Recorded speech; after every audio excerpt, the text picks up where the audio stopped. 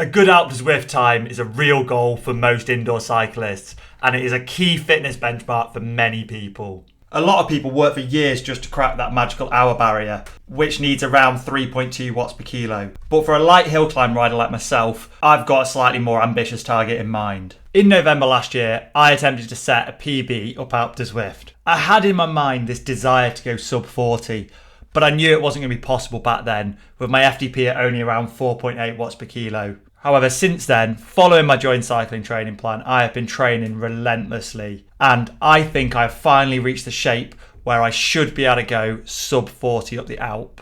Searching around online, it seems like to go under that magical 40-minute barrier, you need to push around 5 watts per kilo. In a recent video, I did an FDP test and calculated my FDP to be pretty much bang on that number. Since then, I've had about another month of training in my legs, and I think I've improved ever so slightly more. Also, I'm only intending to hold it for 40 minutes up the Alpe, so in theory, I should be able to push a bit more than my FDP. Up Sacalobra a few weeks ago, I held 338 watts, which would have been about 5.15 watts per kilo, and that was for just shy of 30 minutes. But the only way to find out is by jumping on the turbo and giving it a go. Before I give it a go though, let me know in the comments down below, do you think I'll be able to crack the magical 40-minute barrier up the Alpe?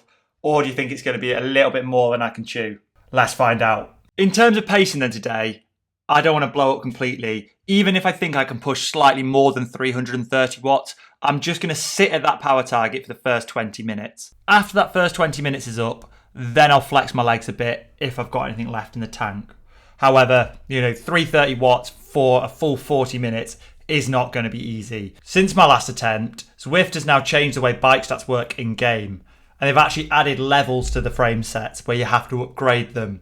So it's no longer simply the case of running the Athos S-Works with the Millensteins anymore to get the fastest time. You actually need to fully upgrade the frame first. Now, I've got mine to level 2, which isn't the max. However, I've not really been riding on Zwift very much recently due to mostly training outdoors. So in theory, if I did climb some more meters, I could upgrade my frame further and go marginally faster. You'll have to check out Zwift Insider's article about exactly how much difference all of these upgrades actually make to climbing speed on Zwift.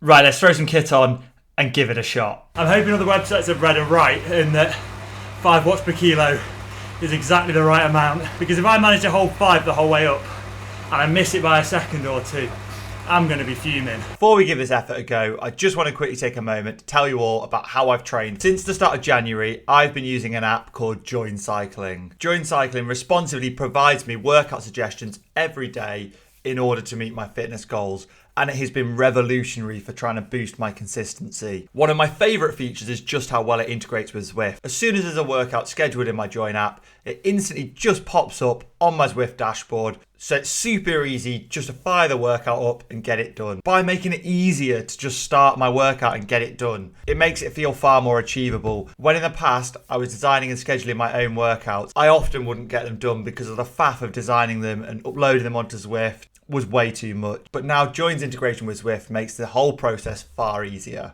If you'd like to give Join a try and train like me and hopefully hit your own cycling goals, check out my link in the description below where you can get a risk-free 30-day trial where you don't even have to put in any card details. On to the effort. And off we go. It's going to be a right hard one, this. Settling into the effort nicely, you can see though, unfortunately my power is already way too high, with loads and loads of spikes into the red. Far from the strategy I was originally planning to follow. It was a scorching day, and as you can see, I'm really starting to suffer now. Until finally, I completely blew up. So bad, I even had to step off the bike. I've not got it today. Not going to lie, I'm quite disappointed with that, but as you can see, I am absolutely boiling. Had the fan on, the doors open, the windows open, and Jesus, not the day. Hopefully I won't put too much fatigue in my legs, so I might give it another crack tomorrow morning before it gets warm, but we'll just see. Unfortunately, that extra attempt the next day didn't go too well either. No, can't do it. Just not right. So I tried again and again, and every time something went wrong. I went out too hard, I was too hot, I was too tired, and it was starting to get in my head at this point. So I just had to take a break and come back to it another day. Fresh from a weekend of rest, I was ready to give it one final attempt. I know I sound like a broken record at this point, but this is going to be the final attempt. And I can tell you why. Regardless of whether I am on track or not, I'm going to finish the effort. And I'm hopefully going to set myself a new PB. Now, should I have found this a lot easier than I have done? Yes. I don't know what's going wrong. I think my head is just not quite in there with the indoor cycling at the minute. I haven't been doing much of it, and I've been focusing on short VO2 max performances outside. And I'm just struggling, I think, mentally to get in the zone for such a long effort. However, I'm not going to let that beat me. And for today's effort, I'm going to complete the effort. If I get to 20 minutes and I'm absolutely cooked, I'm just going to drop the power to a level I can sustain. I need to get a finish time in the bag. Right, I'm going to throw my kit on, have a coffee, and get going. This time, we're going to be good.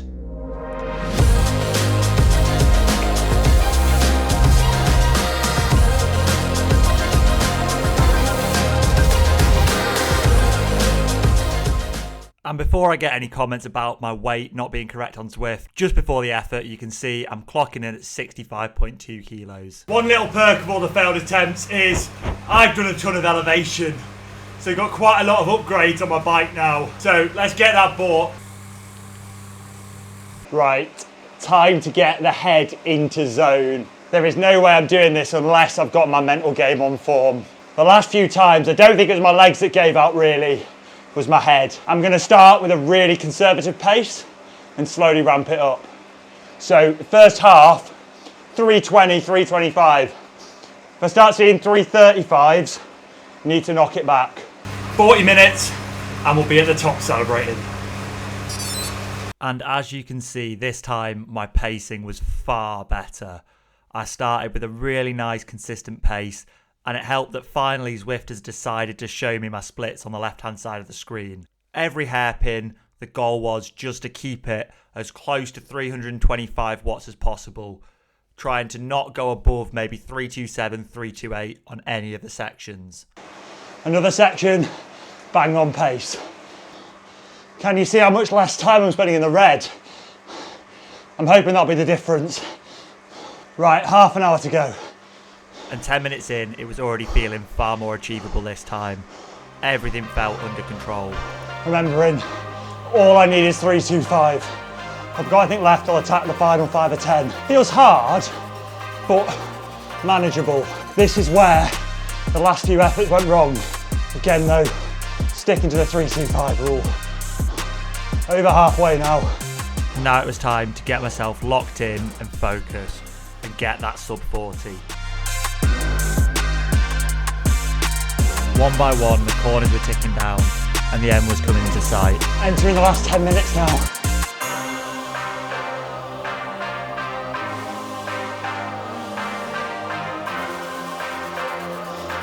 Don't throw it away now, Tom. 5 to go. Come on, Tom.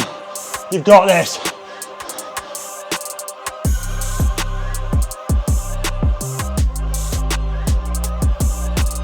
And this is where the predicted time pops up and I see just how close it is. It's going to be an agonising finish, but all importantly, it is doable. Oh my God, it's close.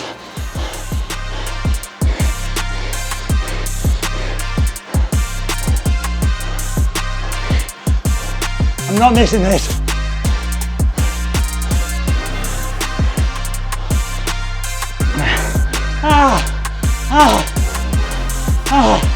Come on, come on.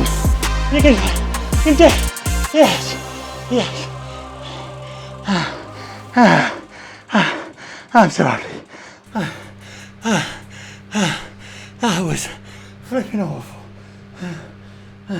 So, we did it. 39 minutes and 46 seconds. And I am over the moon that it is finally done. I did have to really dig deep towards the end there. It was not an easy effort by any stretch. Jumping on Strava then, you can see I averaged 331 watts for the whole effort, which at my weight of 65.2 kilos averages out at 5.07 watts per kilo. So 5 watts per kilo was just about good enough to crack that 40-minute barrier. Honestly, I would not have been able to do it without my Join Cycling training plan. The consistency that it's given me to be able to train solidly since the start of the year has been revolutionary for my fitness. And hopefully videos like this and the Sakalobra one are real testaments to just how much I've improved and just how well the training plan has worked for me. So if you'd like to train just like me, check out my link down below to try Join Cycling for free.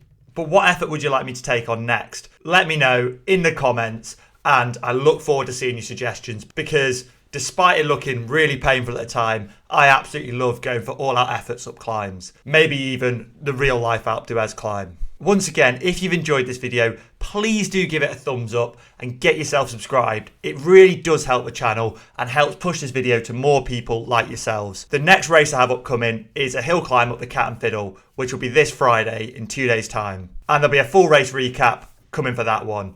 Can I get a win again? Until then, I'll see you all in the next one.